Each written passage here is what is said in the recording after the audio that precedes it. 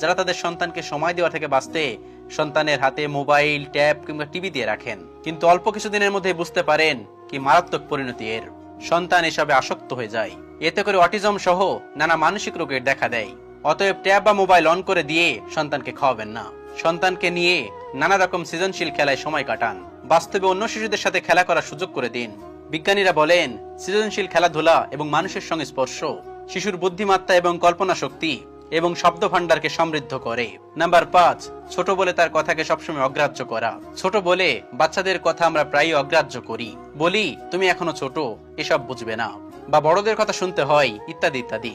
কিন্তু আপনি কি জানেন, প্রতিনিয়ত আপনার সন্তানের এরকম ধরনের কথা শুনলে তার আত্মবিশ্বাস নষ্ট হয়ে যেতে পারে।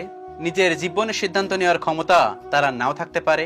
আপনি নিজেই ভেবে দেখুন, সারাক্ষণ কেউ যদি আপনাকে বলে এটা করো না, ওটা করো, তাহলে আপনি কি করে বুঝবেন জীবন থেকে আপনি কি চান বা আপনার